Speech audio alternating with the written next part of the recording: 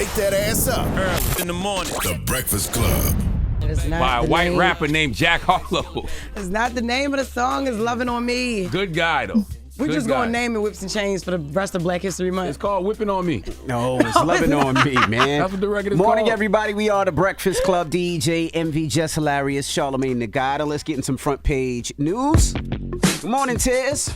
Good morning, DJ MV, Jess Hilarious, Charlamagne the God. Peace, Hey, girl. Now, some quick sports. It seems like the Warriors tried to make a bid for LeBron James. They wanted to trade for LeBron to go to the Warriors. They're not saying who else would be involved in the trade, but LeBron turned it down. I don't believe that for some reason. The reason I don't believe No, they that... said it really happened. What you mean? They said they called and everything. The reason I don't believe that is because they didn't give any details. What were they going to trade for LeBron James? Like this, and this came from I think it was Ramona Shelbourne. They said Draymond heard it from somewhere. They said Draymond even texted Rich Paul and said, "Hey." I just don't believe. You don't believe it? Yeah. I believe that text might have happened, but I don't believe it was ever serious between the organizations. All right. Well, let's jump right into the news. Let's talk about the deadly shooting in Kansas City. Yeah, this was so unfortunate. 3 days after winning the Super Bowl in a thrilling overtime victory, players with the Kansas City Chiefs reacted with sadness and thoughts for the victims after a shooting near the victory celebration which left 22 shot, including one person who died. Take a listen to NBC for the report. Tonight, what was meant to be a day of celebration for Kansas City shots fired on the west side. instead became a day of fear and panic. We just heard a bunch of, pop, pop, and people started running and scattering. This video, obtained by TMZ Sports, shows the moment shots rang out. The girl next to me, where my daughter was standing with her husband, was shot in the mouth. Our children witnessed it. She was on the ground, bleeding from her mouth, all over her shoulder. Police say at least one person was killed and at least 22 shot after a shooting at a parade celebrating the Chiefs' second straight Super Bowl win. Immediately, officers responded to the area, took 2 people into custody, and also immediately rendered life-sustaining aid to those victims. Story of our lives in America. Remember growing up, they would always say as American as apple pie. Now in this era, they should say as American as mass shootings. Because there is nothing more American than mass shootings. Like anytime there's a large crowd, I don't want to be there if there's no metal detectors. That's crazy because like going to parades was the thing when I was younger. Like I always wanted to do that. Yeah, but there's no way to do metal detectors when it comes to those parades, right? No. There's no possible way. You can try to secure it as much as possible. I know they have a lot of undercovers, but you just don't know. Do they know why, or was it a particular target, or was he just reckless, just shooting at anybody? Do we know, Tess?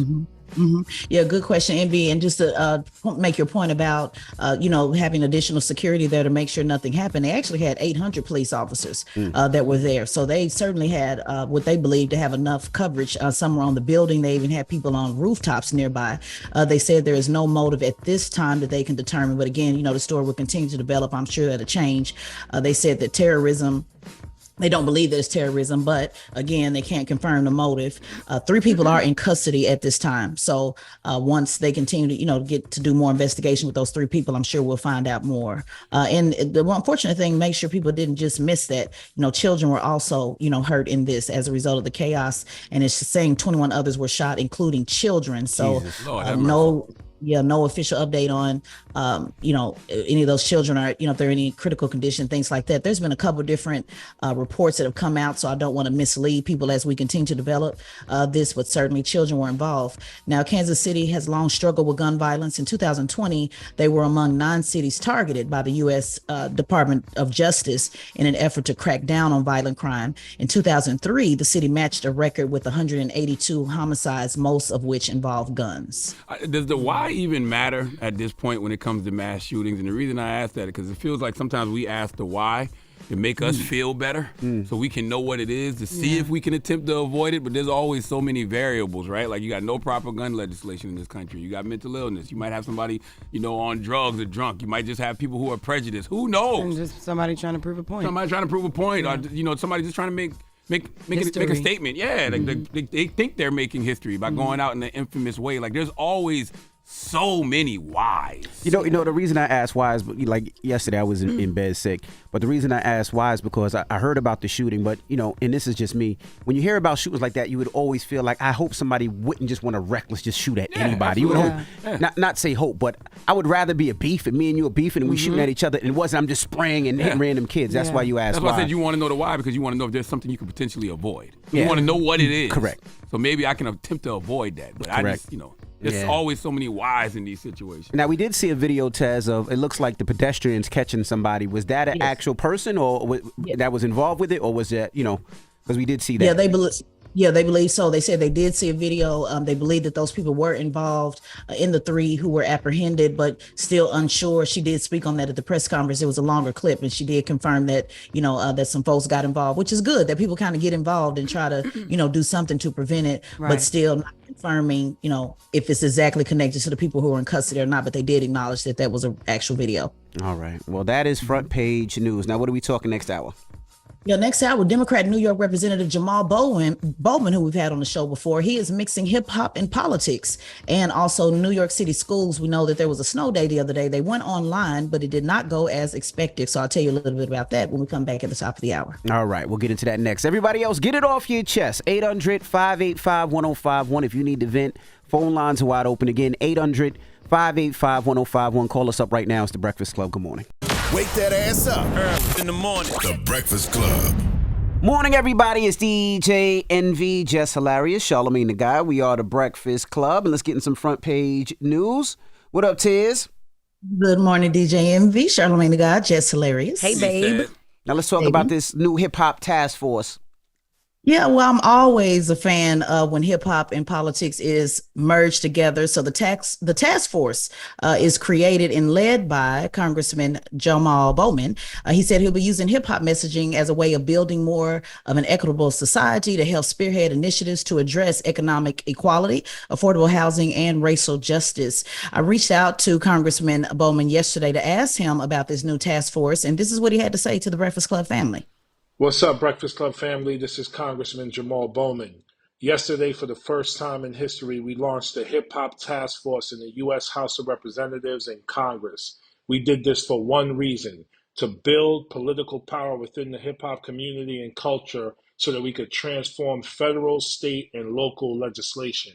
Hip-hop is a multi-billion-dollar industry with millions of fans, and we make culture in America what it is. But we have to use our voices and our power to change policy. That's where you all come in. So be on the lookout for more information on social media and websites, and I will definitely stay in tune and stay in touch. Peace and love, y'all. That's dope. I mean, that's better. That's way better than the task forces they have historically created in New York City to harass rappers. Usually the task forces they create just want to investigate, harass, and lock rappers up. So salute to Jamal Bowman for that. Yeah, I think this is a good thing. One of the things I've always talked about is how they use hip hop, to help fundraise, but never have hip hop at the table to actually solve the problems. I used to say the days of using hip hop as a political fundraising gimmick without accountability to heal the story that hip hop tells is over. And so he's actually doing that, making sure. He even said that hip hop has always been about stories about poverty and, about crime and violence and all of the good things, in hip hop as well. So I really look forward to seeing, what he does with this and really utilizing those voices that are pretty much the voices of the street. So I think that's a good thing. I will say this, that the task force that they created in New York, I mean, I'm sure like in any task force, there's some good players and bad players, but I would say that task force saved a lot of hip hop artists from dying.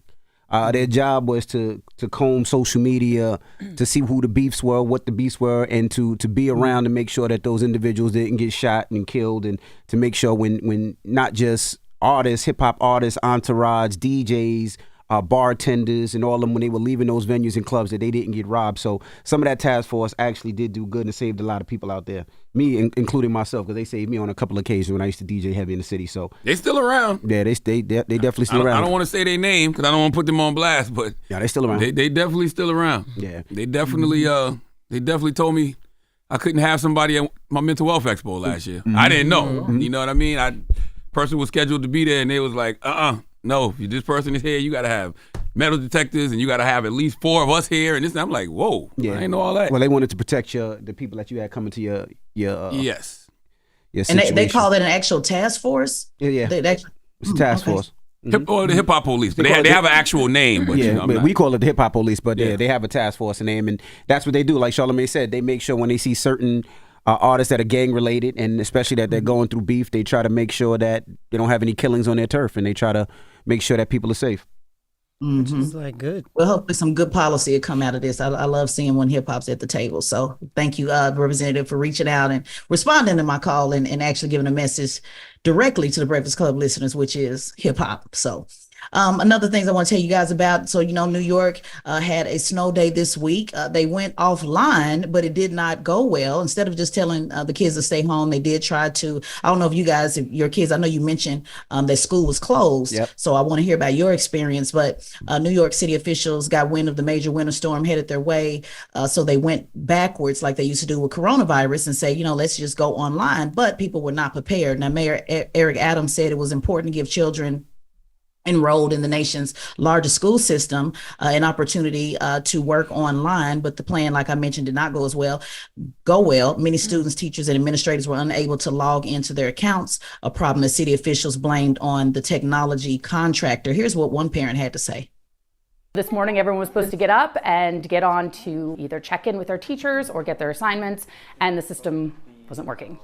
It was just a little bit of like anxiety, a little PTSD from, having done this before. And it took about 45 minutes, I'd say, to get everyone kind of up. I mean, you were getting texts and emails, DOE, teachers, principals, and then eventually everything kind of started working, and it was like riding a bike. I think it's stupid. They should have gave them kids the day off. I mean, enough's enough. I mean, it's only one day. If it was 3-4 days, then I'd say you go into remote learning. But it's a school day. It's a snow day. Give the kids off. They're not going to be paying attention anyway. I mean, give the kids. It's only one day. They could have gave them kids the day off. I don't mind them having to do online remote learning. I don't mind it at all. I mean, it's new technology because guess what? When it's snow days here, we have an option. The option is either broadcast from home, right, or come into work. Now that you have the option to do remote learning, I don't have a problem with that at all. And if I'm a child, I wouldn't want to waste my snow day because, a lot of times they take days from other vacation days. For example, the snow day that they had to use this week at my daughter's school, they're taking away from her Memorial Day, I believe. Oh, see, they usually give kids a certain amount of snow days just in case. But and if you go over them, I don't think they've gone over them this year. It's only one day. Yeah, they haven't gone over them one this year. day. It hasn't even snowed. But I think she told me they take one day out of Memorial Day or something like that. Because Memorial Day is like 5 days. The kids nowadays got way more days than we used to have. Absolutely. Like President's Day is a week. Yeah. President's Day is like 4 days now. Like why? Yeah. I didn't even know. Like that special development day. That's just an excuse for teachers to get drunk, I think. What is special development? That's something in Baltimore that they have the special development day. It's a day for the teachers. I would just say it's a mental health day for teachers. We call it teachers conference. They be at the bars. Need time. They need their time. They have teacher conference. They do, but they got them all the time. So just for clarity, Charlamagne, so your daughter did not do remote learning. They just stayed off and she just had a snow day. Yeah, they just had a snow day. And y'all just stayed off. Okay, so this only applied then, I guess, some of the New York City schools that decided to go remote. Okay. All right. Well, that's how it went. So hopefully they'll get it better next time around. All right. Well, that is front page news. Thank you, Tiz. Absolutely. Shala? Oh, yes. And make sure you subscribe to at Tesla and Figaro's podcast, the Straight Shot No Chaser podcast on the Black Effect iHeartRadio podcast network. And follow at Tesla and Figaro on all social media platforms. All right. Now, when we come back, Vince Staples will be joining us. His new show, The Vince Staples Show, is out today. And we're going to kick it with him when we come back. So don't move. It's The Breakfast Club. Good morning. Wake that ass up. Early in the morning. The Breakfast Club.